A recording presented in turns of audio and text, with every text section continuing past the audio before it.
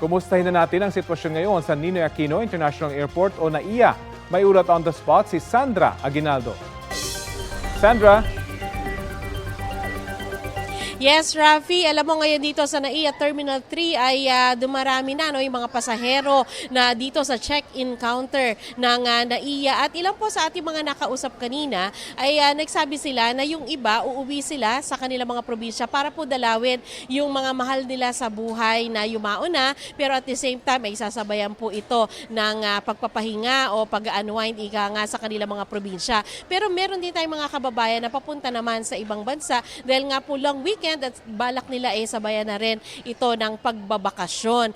Ngayon, Rafi, dahil nga inaasahan ang pagdami ng tao dito sa NAIA, ayon sa New NAIA Infra Corporation o NNIC ay nakikipag-ugnayan sila sa iba't ibang stakeholder ng paliparan para sa mga inaasahang pagdami nga ng pasahero na babiyahe sa probinsya ngayong undas at merong long weekend. Meron ding inilunsad ang Manila International Airport Authority na Oplan Biyaheng Ayos, Undas 2024 para tiyakin ang maayos na daloy ng mga pasahero palabas at pabalik ng bansa. Mahigpit pa rin ang seguridad gaya ng dati. Katrabaho din daw ng NNIC ang airline companies para magbukas ng mas maaga ang check-in counters para din mas mahaba yung oras ng mga tao para sa pag-check-in at hindi maipon sa mga pila lalo na kapag peak hours. Sa ngayon, Rafi, ang payo po ng NNIC sa mga pasahero ay dumating ng maaga dito sa NAIA para naman sila ay maayos na makapag-check-in. Dapat din daw ay chine-check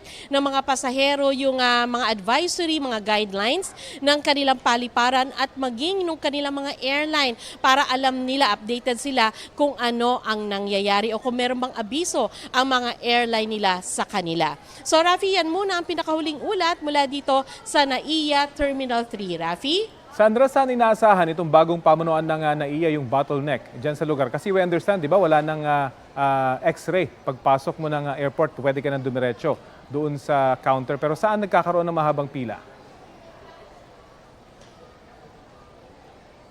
Rafi, sa ngayon, ang nakikita lang natin visually ay dito sa check-in counter pa rin.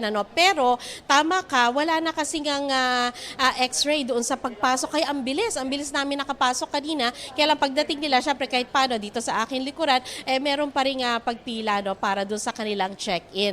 Ngayon, sinabi rin naman ng pamunuan na inaayos din naman nila yung x-ray nila. Once nakapag-check-in na, yung daloy naman nung mga check-in na bagahe papunta doon sa mga kanyang airline dahil nga yan ay may isa pang security check sa aking pagkaalam doon mismo sa ibaba kung saan dinadala yung kanilang mga bagahe. Pero Rafi, sa ngayon, sa nakikita natin ay hindi pa naman masasabing ganun karami ang tao dito kaya mabilis pa ang kanilang pag-check-in at nakikita namin relax pa yung mga tao dito, Rafi.